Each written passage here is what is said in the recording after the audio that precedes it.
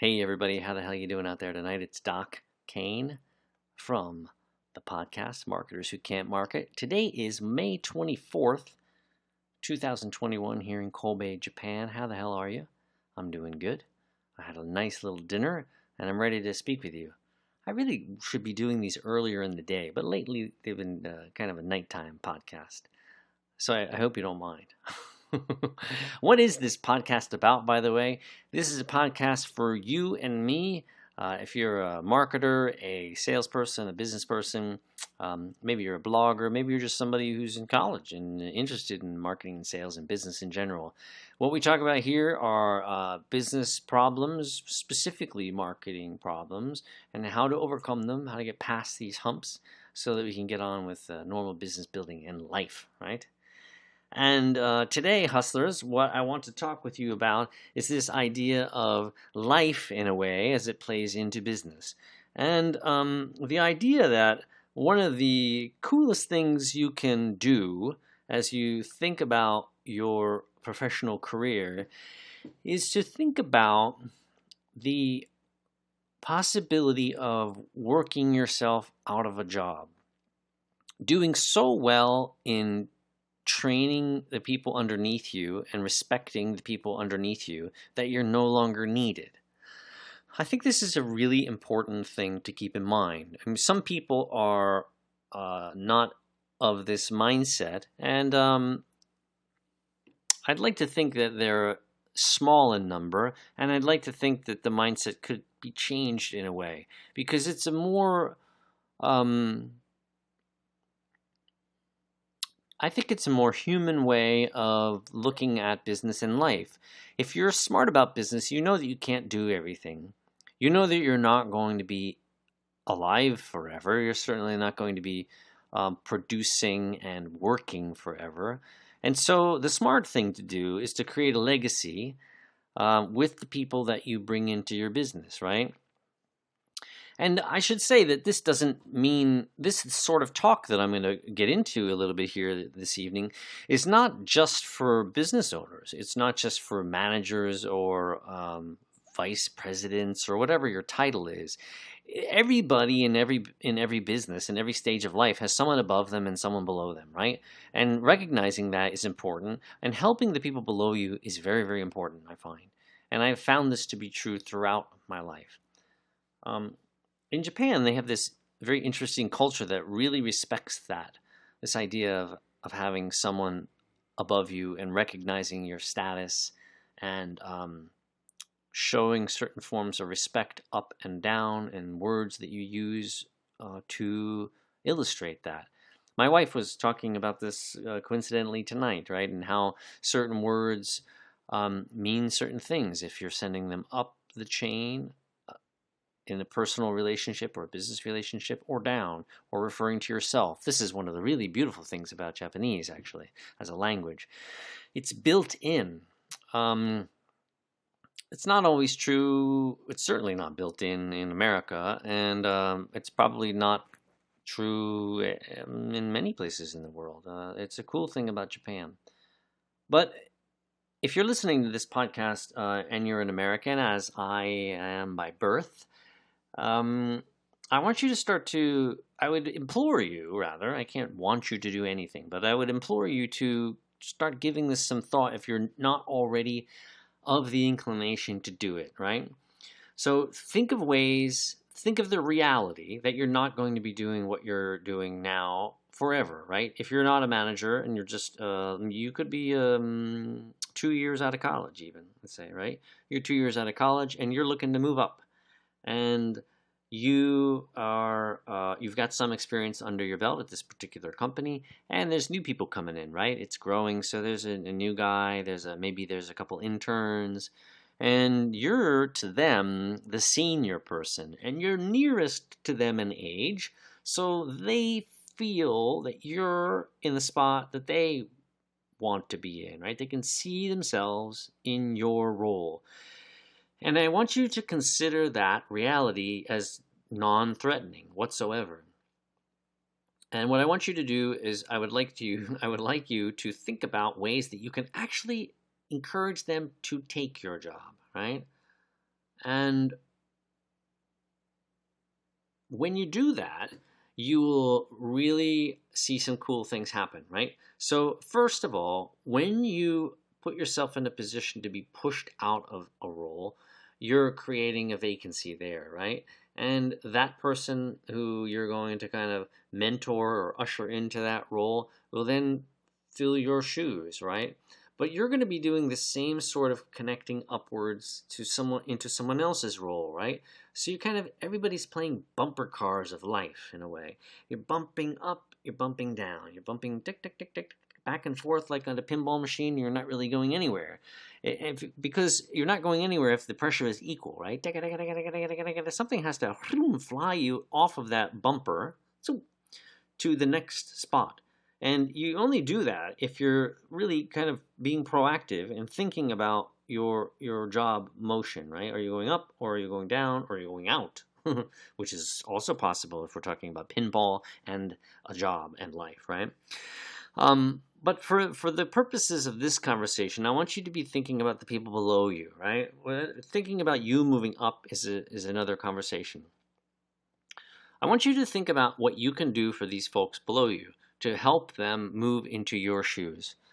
And if you're this college person 2 years out of college and you have new kids coming in, think about how you can do that, right? So how do you do that? So you first of all, you show interest in this person, right? And you show casual, curious interest in them because you are, right? Don't fake it. Don't be like trying to. This is not like this is one of the hardest things, actually. So in business, there's so much focus on like playing the game. This is not a game, right? If you, what I would like you to do is try to think about who you are as a person and be that person all the time, right? I find a lot of people get into work and they put on this mask. And so, oh, this is my work face. This is my work language, my work personality, my work dress. This is all me as a worker. And that's such a shame, really, because it causes you to I think bifurcate is probably the right word. It causes you to split yourself into two personalities. And it doesn't serve anybody. It doesn't serve your business side if you're thinking about that persona or character, and it sure as hell doesn't serve your personal side. Be your fucking self, right? Don't change your personality to be in business. And if you don't do that, if you don't change your personality, you're going to be the real you, and the real you is going to be curious in other people. So you're going to be curious about what this guy or gal's life was like before they came into your company, right? And I would like you, if you can get into this mind state, to do that sort of thing, right? First, you have to know people's names. Second, you have to be able to kind of chat with people. You have to pull them aside and say, hey, tell me about yourself. This is a great opener, by the way, that people, I never hear anybody say this. So tell me about yourself, right? That's a great phrase to use with somebody. Tell me more, right? People are generally encouraged not to talk because we were concerned about being talkers and talking. But when you meet someone who's a curious listener, which is what we all should aim to be in life, is good listeners, these people want to hear you talk because listeners tend to kind of not want to talk. That's me normally. If there is not a microphone in front of me, I want to listen. And so I'll say to people, tell me about yourself. How was your weekend? What did you do? Oh, why did you do that? Was it fun? Ah, did you go by yourself? Really? Did you used to do that in college? Uh-huh. You're listening, right? And you're asking more questions. You're doing constant follow-up questions that are real and based on what the person just said, not what you're thinking. And find out about them, right? Start these little conversations with people, and then be pointed as you get to know them. Be pointed as to what it is they want. What do you want? What do you like about this job? What do you want here? Do you want to do this later on? Do you want to do my job later on? What is it that's moving you? Do you want to leave? Do you want to go somewhere else? Can I help you do that? Right? You should always be thinking about what you can do for this person. Trust me, this is really important. And if you're a manager or a business owner, it's even more important. A lot of managers and business owners, they think I want to keep people forever. That shit it doesn't work, right? So you have to know that that's not a reality, just like we're not going to live forever. But what you can do is you can help someone leave if they want to leave, or move up if they want to move up, or get the training that they want so that they can learn a new skill and maybe move up in your company, or maybe even move out. Don't be afraid of that either. One of the best bosses I ever had in my career was a guy named Aaron Roberts, and he was my boss at a radio station in the college town where I went, WTAO in Carbondale, Illinois. And Aaron Roberts hired me. I was working at an internet company in the very, very beginning of the internet, and I had a sales guy named Paul Miller who used to come and knock on my door all the time. Paul Miller was trying to get me to buy advertising on the radio, and WTAO was the station in the market, and we were primary. We didn't have a big ad budget, so we were advertising on AM radio, if you can believe it, and we were advertising in the trade magazines because we were literally at that time creating the internet in Illinois. We worked for what was referred to as an ISP, an internet service provider, which people don't even know what the hell that is anymore. They're just big players now, right? In Japan, it's SoftBank, and I don't know, Docomo maybe. In America, it's AT&T and these big phone companies. But back then, we were independent little tiny companies establishing the internet and literally laying down lines in partnership with some of the phone companies and stuff like that. But anyway, Paul Miller from WTAO would come to my place of work and try and get me to buy advertising. And we did buy advertising. But then I started to let him know over time that I didn't want to work there forever. I really was not fond of the environment I was in, even though it was terribly fascinating. There was some weaknesses to the workplace. And so Paul, I was like, I want to work for your radio station. I kept bugging the shit out of him while I was spending money buying ads on his radio station. And finally, I can't remember if I left first or he helped me get into the radio station first. I think he helped me get an interview. He put me in touch with the program director, whose name was Aaron Roberts, as I mentioned, became my boss later on, and I ended up getting a job there. And I worked there for not very long, actually. I think maybe a year or a little bit longer than that. But all the time I was there, Aaron knew that I wanted to work in the music industry. I loved radio, and radio was probably the most fun I ever had in a job. And if it paid better, I would have probably stayed there forever because I love music. I'm a musician, and playing music all day long is like, you'll pay me to do that and talk about music? Hell, of course, I'll do that forever. But of course, they don't pay a lot of money, and radio has changed so much since then anyway. But Aaron knew that I wanted to work in the music industry. And so he always had his ears to the ground for opportunities for me, even though I had become over time quite a valuable member of his staff. He wanted to do what was best for me because he knew that would come back to him, right? And that's not why he did it. He did it because he talked to me and he was interested in me and my life and he wanted to help me, which is what I'm trying to say. Help people out, right? So he ended up introducing me to a guy named Michael Van Orsdale in Minnesota, and I went up to Minnesota and I ended up doing record promotion up in Minnesota. I will never forget Aaron Roberts, and still we're in occasional touch with one another because he was, frankly, the best boss I ever had. And he was a great boss while I was there, and I labeled him as such, I think, because he dismissed his desire to keep me in the job in favor of helping me. And that's awesome.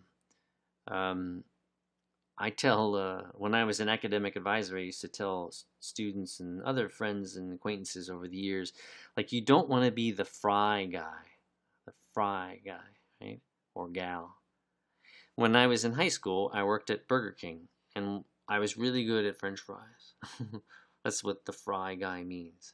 I was the fry guy, right? And I was so damn good at getting the fries like cooked to the right way according to the timers. It's not that difficult, really, right? But cooked well, clean. I was very clean and not too much salt. I don't know, whatever a good fry is supposed to taste like. I was pretty good at it. And I was so good at it that they didn't want to move me up.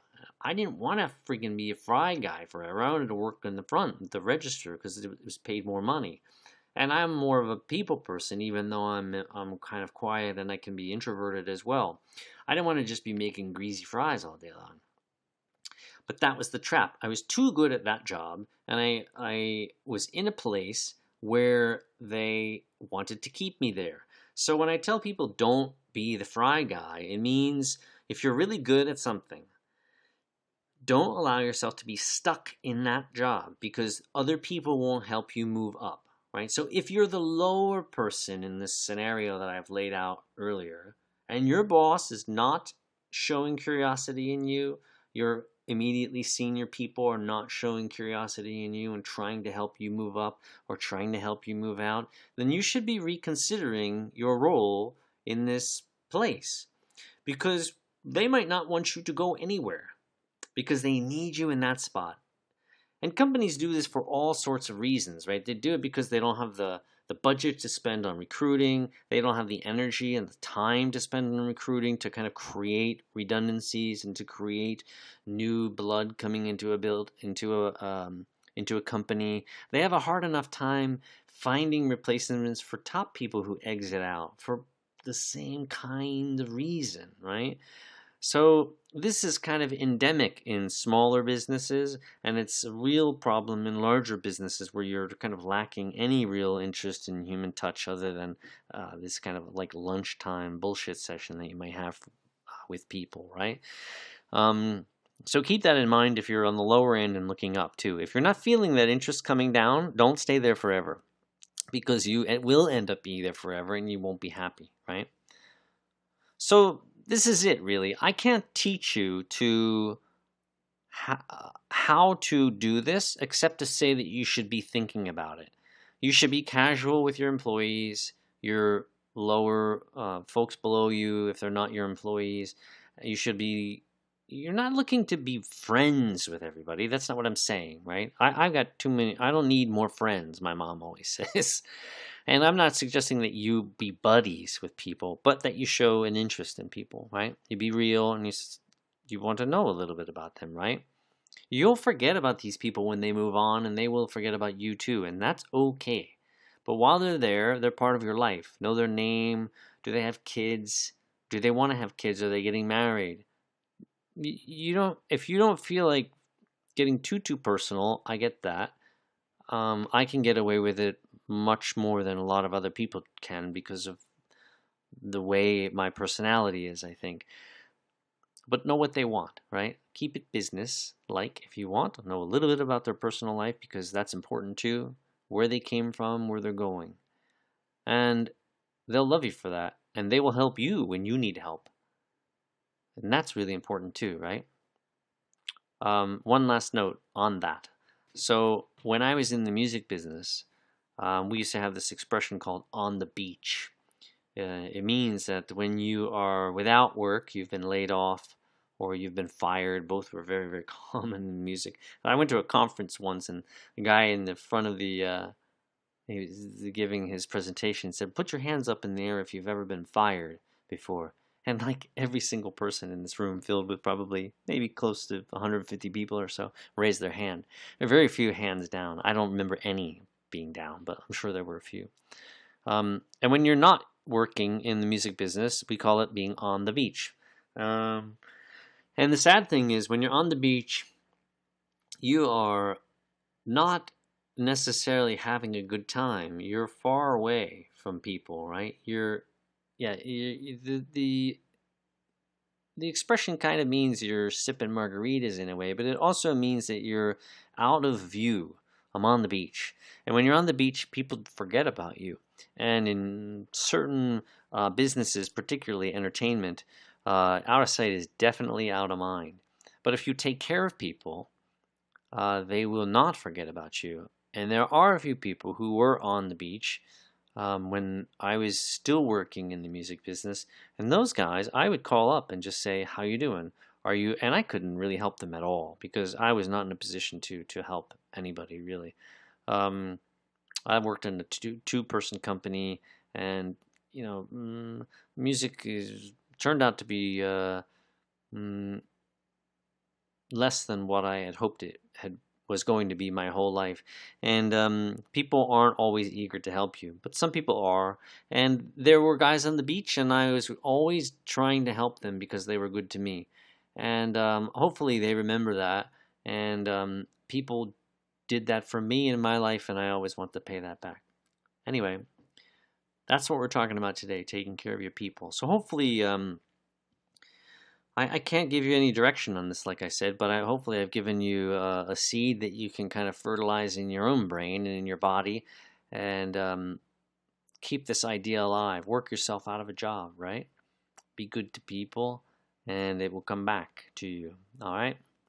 So that's all I got for you today, May 24th, 2021, or 2021, I think is probably the proper way to say that.